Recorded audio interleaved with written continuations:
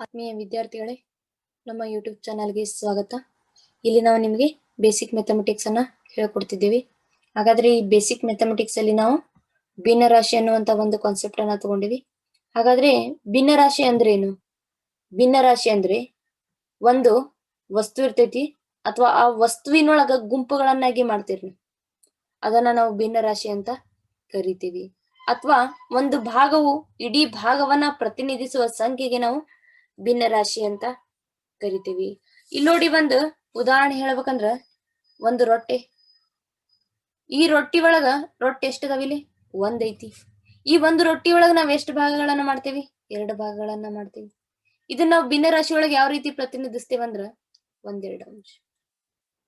ಒಂದ್ ಇಡೀ ರೊಟ್ಟಿ, ಇದ್ರಾಗ ಭಾಗ ಎಷ್ಟು? ಇದೊಂದ್ ಭಾಗ, ಇದೊಂದ್ ಭಾಗ, 2, 1/2 ಅಂಶ.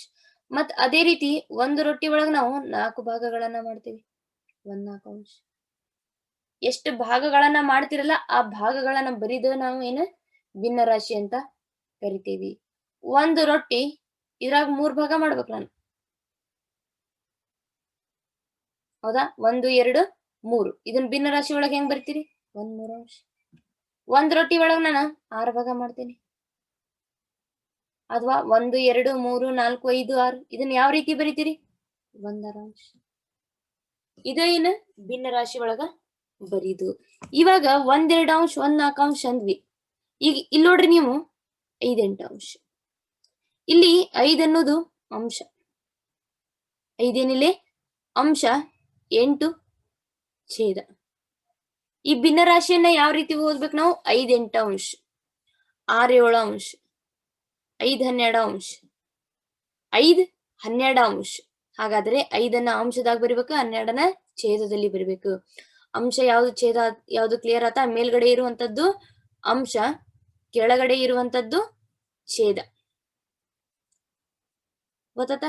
ಇದ್ರೊಳಗ ಈ ಭಿನ್ನರಾಶಿ ಒಳಗ ಮತ್ತ ವಿಧಗಳು ಬರ್ತಾವ. ಆ ವಿಧಗಳು ಯಾವಂದ್ರ ಸಮಭಿನ್ನ ರಾಶಿ, ಮಿಶ್ರ ಭಿನ್ನರಾಶಿ, ವಿಷಮ ಭಿನ್ನರಾಶಿ. ಭಿನ್ನರಾಶಿಗಳಲ್ಲಿ 3 ವಿಧಗಳು. ಮೊದಲನೇ ವಿಧ ಸಮಭಿನ್ನ ರಾಶಿ, 2ನೇ ವಿಧ ಮಿಶ್ರ ಭಿನ್ನರಾಶಿ, 3ನೇ ವಿಧ ವಿಷಮ ಭಿನ್ನರಾಶಿ. ಹಾಗಾದ್ರೆ ಸಮಭಿನ್ನ ರಾಶಿ ಅಂದ್ರೆ ಹೆಂಗಿರ್ತಾವು? ಸಮಭಿನ್ನ ರಾಶಿಯು, ಈ ಸಮಭಿನ್ನ ರಾಶಿಯನ್ನ ಗುರ್ತ ಮಾಡ್ರಿ ಅಂದ್ರ, ಸಮಭಿನ್ನ ರಾಶಿಗೆ ಉದಾಹರಣೆಯನ್ನ ಬರೀರಿ ಅಂದ್ರೆ ಹೆಂಗ್ ಬರಿಬೇಕಂದ್ರೆ, ಇಲ್ಲಿ ಅಂಶವು ಛೇದಕ್ಕಿಂತ ಚಿಕ್ಕದಾಗಿರ್ತ. ಈಗ ನಿಮ್ಗೆ ಗೊತ್ತು, ಅಂಶ ಛೇದ, ಮೇಲಿರುವಂತದ್ದು ಅಂಶ, ಕೆಳಗಿರುವಂತದ್ದು ಛೇದ. ಅಂಶ ಏನಾಗಿರ್ತೈತಿ ಇಲ್ಲಿ? ಛೇದಕ್ಕಿಂತ ಚಿಕ್ಕದಿರ್ತ. ಅಂಶವು ಛೇದಕ್ಕಿಂತ, ನೋಡ್ರಿ ಡೆಫಿನಿಷನ್ ಅನ್ನ ಅರ್ಥ ಮಾಡ್ಕೋರಿ, ಅಂಶವು ಛೇದಕ್ಕಿಂತ ಚಿಕ್ಕದಾಗಿರ್ತ. ಹಾಗಾದ್ರೆ ಅಂಶ ಏನಾಗಿರ್ಬೇಕಿಲ್ಲಿ? ಛೇದಕ್ಕಿನ ಸಣ್ಣದಿರ್ಬೇಕು. ಅಂಶವು ಛೇದಕ್ಕಿಂತ ಏನಾಗಿರ್ಬೇಕು? ಚಿಕ್ಕದಿರ್ಬೇಕು. ಈಗ ಉದಾಹರಣೆಗೆ 6 ಅಂಶ ಇತ್ತಂದ್ರ 8 ಛೇದ ಇರ್ಬೇಕು. ಅಂಶವು ಛೇದಕ್ಕಿನ ಚಿಕ್ಕದಾಗಿದ್ರ ಇದು ಏನಿದು? ಸಮಭಿನ್ನ ರಾಶಿ. ಉದಾಹರಣೆಗೆ ನೋಡ್ರಿ, 10/12 ಅಂಶ, 11/12 ಅಂಶ. ಅಂಶವು ಛೇದಕ್ಕಿನ ಚಿಕ್ಕದೈತಿ, ಇದು ಏನು? ಸಮಭಿನ್ನ ರಾಶಿ. ಉದಾಹರಣೆಗೆ 100/101 ಅಂಶ. ಒಂದೊಂದೇ ಹೆಚ್ಚಿಗೆ ಇರ್ಬೋದು, ಇಲ್ಲ ಜಾಸ್ತಿನೂ ಇರ್ಬೋದು. 100/120. ಇದು ಕೂಡ ಏನಿದು? ಸಮಭಿನ್ನ ರಾಶಿಗೆ ಉದಾಹರಣೆ. ಹಾಗಾದ್ರೆ ಸಮಭಿನ್ನ ರಾಶಿ ಅಂದ್ರೇನ? ಅಂಶವು ಛೇದಕ್ಕಿನ್ನ ಚಿಕ್ಕದಿರ್ಬೇಕು. ನಿಮ್ಗೆ ಎಲ್ಲರ 3 ಭಿನ್ನ ರಾಶಿಗಳನ್ನ ಕೊಡ್ತಾರ, 8/5 ಅಂಶ, 3/8 ಅಂಶ, 6/5 ಅಂಶ. ಇದ್ರೊಳಗ ಸಮಭಿನ್ನ ರಾಶಿ ಯಾವುದು? ನಿಮ್ಗೆ ಡೆಫಿನಿಷನ್ ಪಟ್ಟನೆ ನೆನಪಾಗಬೇಕು. ಏನದು? ಅಂಶವು ಛೇದಕ್ಕಿನ ಚಿಕ್ಕದಾಗಿರ್ಬೇಕು. ಹಾಗಾದ್ರೆ ಅಂಶ 8 ಐತಿ, ಛೇದ 5 ಐತಿ. ಇದು ಅಲ್ಲ. ಇಲ್ಲಿ 3 ಐತಿ, 8 ಐತಿ, ಅಂಶವು ಛೇದಕ್ಕಿನ ಚಿಕ್ಕದಿರ್ಬೇಕು. ಹೌದು. ಇಲ್ಲಿ 6/5 ಅಂಶ, ಅಂಶವು ಛೇದಕ್ಕಿನ ಚಿಕ್ಕದಿರ್ಬೇಕು. ಆದ್ರೆ ಇಲ್ಲಿ ಏನೈತಿ? ಅಂಶ ದೊಡ್ಡದೈತಿ, ಛೇದ ಚಿಕ್ಕದೈತಿ. ಹಾಗಾದ್ರೆ ಇದು ಏನಲ್ಲ? ಸಮಭಿನ್ನ ರಾಶಿ ಅಲ್ಲ. ಹಾಗಾದ್ರೆ ಸಮಭಿನ್ನ ರಾಶಿ ಯಾವುದು? 3/8 ಅಂಶ. ತಿಳಿತಲ್ಲ?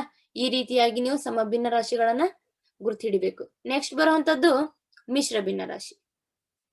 ಈ ಮಿಶ್ರ ಭಿನ್ನ ರಾಶಿ ಹೆಂಗಿರ್ತೈತೆ ಅಂದ್ರ, ಒಂದು ಪೂರ್ಣ ಹಾಗೂ ಒಂದು ಭಾಗದ ಸಂಯೋಗ.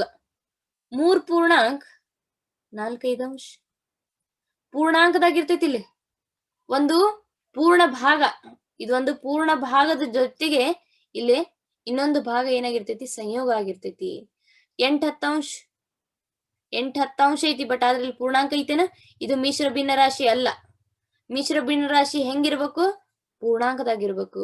3 ಪೂರ್ಣಾಂಕ 12 15 3 ಪೂರ್ಣಾಂಕ 12 15 ಇಲ್ಲೇ ಈ ಬರೆಯುವಂತ ಮೆಥಡ್ ಈ ರೀತಿ ಇರಬಾರ್ದು. ಬರೆಯುವಂತ ಮೆಥಡ್ ಹೆಂಗಿರ್ಬೇಕಂದ್ರ 4 ಪೂರ್ಣಾಂಕ 8 10 ಇಲ್ಲಿ ನೋಡ್ರಿ, ಈ ಮಧ್ಯ ಗೆರಿಗೆ ಇದು ಇರ್ಬೇಕಿಲ್ಲಿ, ಇದು ಚಿಕ್ಕದಾಗಿರ್ಬೇಕು.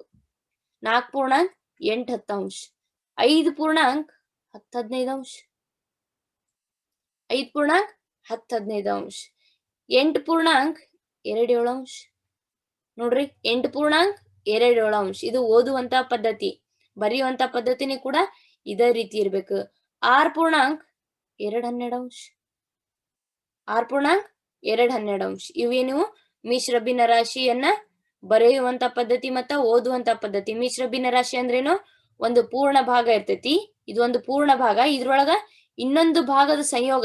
ಈ ಭಾಗದ ಸಂಯೋಗವನ್ನ ನಾವು ಮಿಶ್ರ ಭಿನ್ನರಾಶಿ ಅಂತ ಕರಿತೀವಿ.